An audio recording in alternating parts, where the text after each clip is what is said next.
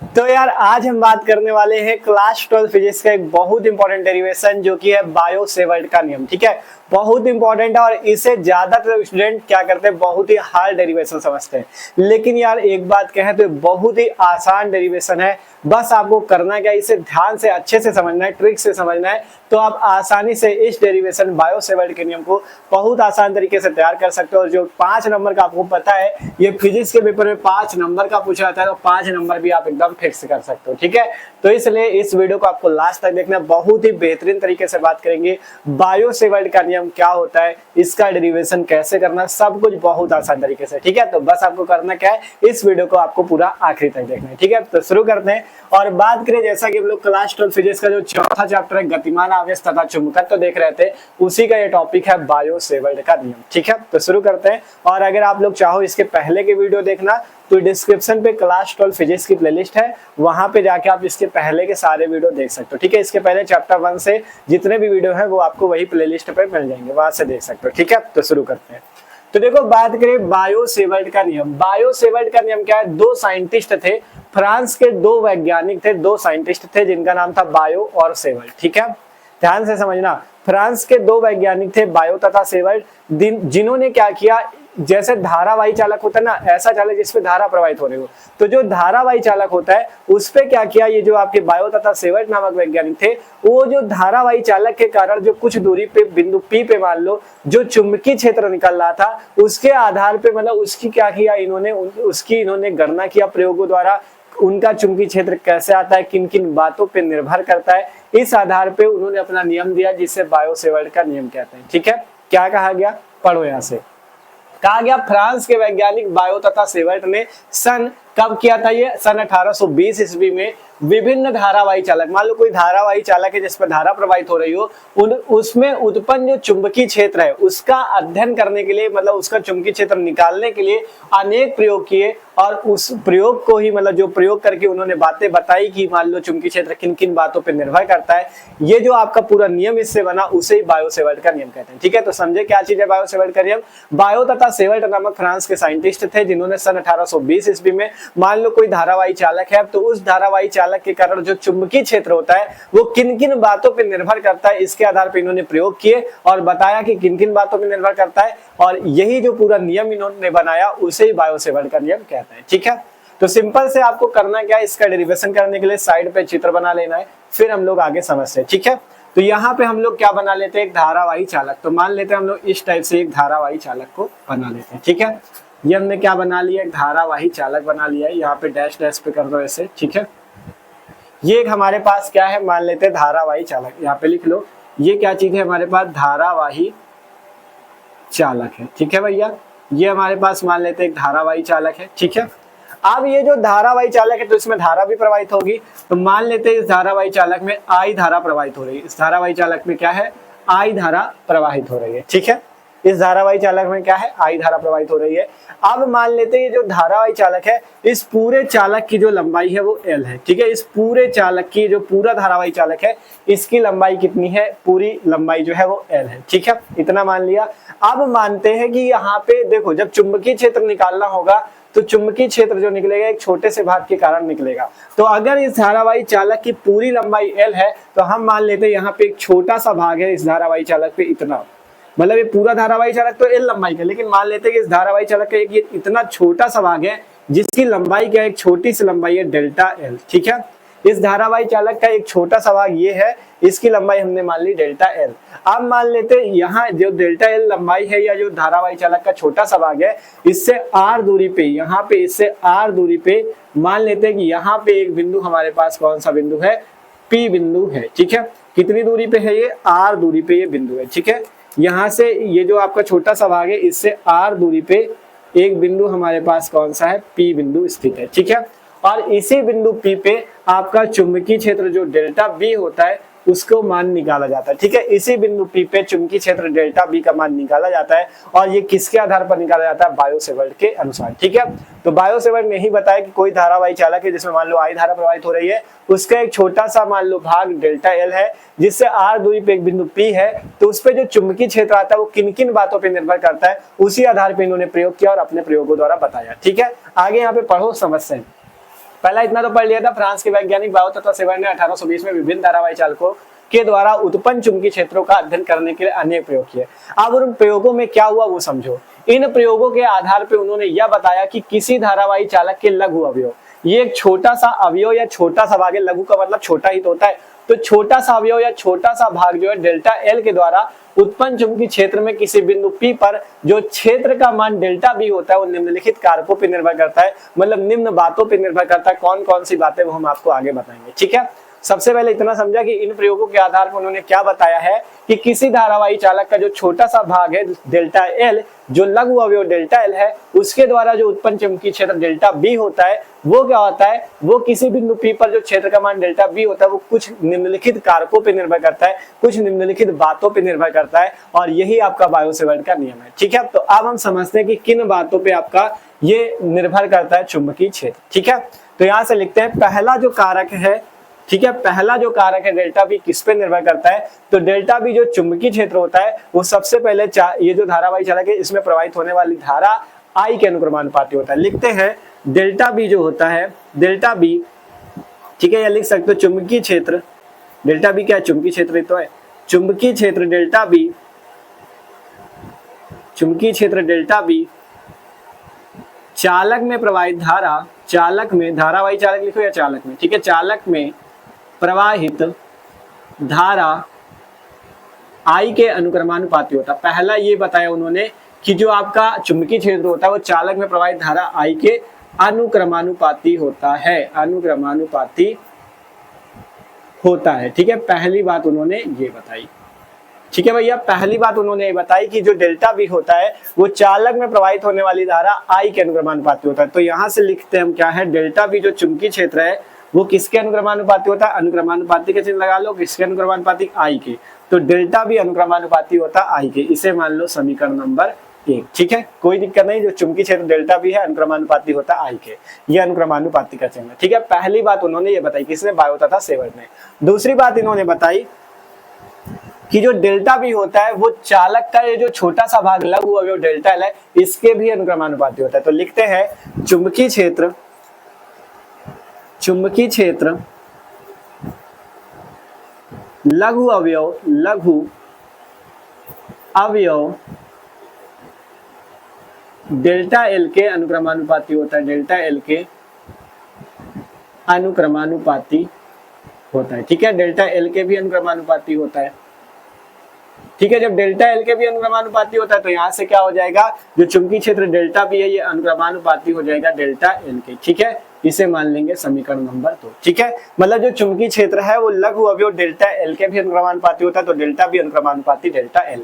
यहाँ पे देखो एक चीज हमने नहीं बताया कि यहाँ पे आपका जो डेल्टा एल है और ये जो पी बिंदु पे चुंबकीय क्षेत्र डेल्टा बी बन रहा है इसके बीच में यहाँ पे जो कोण होता है ये कितना कोण होता है, यहाँ पे कोण जो होता है वो थीटा कोण पे झुका हुआ होता है, ठीक है।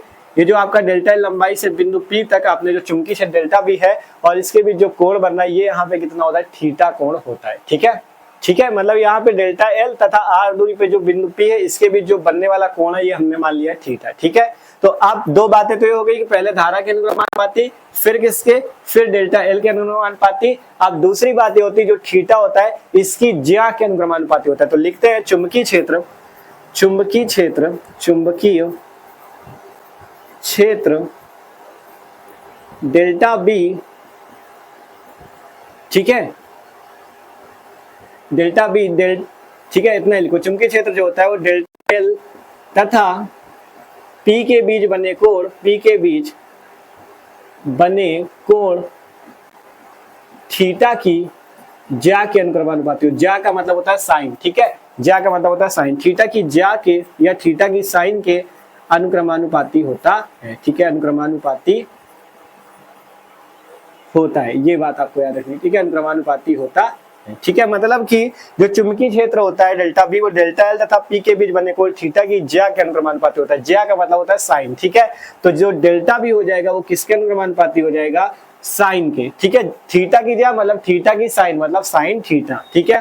तो साइन थीटा के भी अनुक्रमानुपाती होता है, ये तीसरी बात उन्होंने बताई, किसने, बायो तथा सेवर्ट ने, ठीक है, कि जो डेल्टा बी होता है वो इस थीटा की ज्या मतलब थीटा की साइन मतलब साइन थीटा के अनुक्रमानुपाती होता है। ये तीसरी बात उन्होंने बताई, पहले धारा के, फिर डेल्टा एल के, फिर थीटा की जो साइन थीटा के अनुपाती होता है, और चौथी बात उन्होंने ये बताई कि जो डेल्टा एल से पी तक की दूरी आर है, इसकी बीच की दूरी के वर्ग के व्युत्क्रमानुपाती होता है। इस बार व्युत्क्रमानुपाती शब्द उन्होंने जोड़ा, व्युत्क्रमानुपाती में करना होता है 1/r²। ठीक है, जब आपको कहा जाएगा दूरी के वर्ग के व्युत्क्रमानुपाती तो 1/r² लिखेंगे, जब कहा जाएगा दूरी के वर्ग के अनुक्रमानुपाती तो केवल r² लिखा जाएगा। ठीक है, यहाँ पे लिखते हैं फिर समझते हैं। ठीक है, चौथी बात उन्होंने बताई कि चुंबकीय क्षेत्र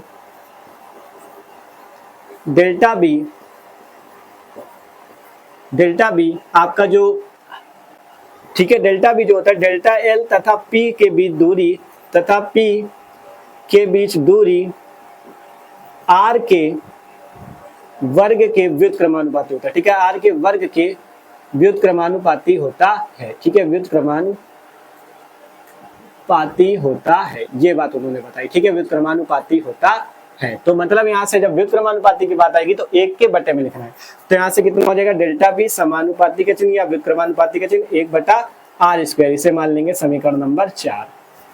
ठीक है, तो इस टाइप से हो गया डेल्टा बी अनुक्रमानुपाती 1/r², यह सीधा सीधा डेल्टा बी व्युत्क्रमानुपाती होता है r² के। मतलब कि यहाँ से जो चुंबकीय क्षेत्र डेल्टा बी होता है, डेल्टा एल तथा पी के बीच जो दूरी r है, इस दूरी r के वर्ग करना था, इसलिए r² किया, r के वर्ग के व्युत्क्रमानुपाती, इसलिए डेल्टा बी व्युत्क्रमानुपाती 1/r²। जब अनुक्रमानुपाती की बात होगी तो सीधा सीधा लिख देंगे, जब व्युत्क्रमानुपाती की बात होगी तो 1 के बटे में लिखेंगे। तो ये 4 समीकरण बने, ये 4 बातें बायोस तथा सेवर्ट ने बताई। पहला धारा के अनुक्रमानुपाती होता है चुंबकीय क्षेत्र, फिर लघु अवयव डेल्टा एल के अनुक्रमानुपाती, फिर साइन थीटा के अनुक्रमानुपाती, और बीच की दूरी के वर्ग के व्युत्क्रमानुपाती होता है। ये आपका बायो तथा सेवर्ट ने बताया।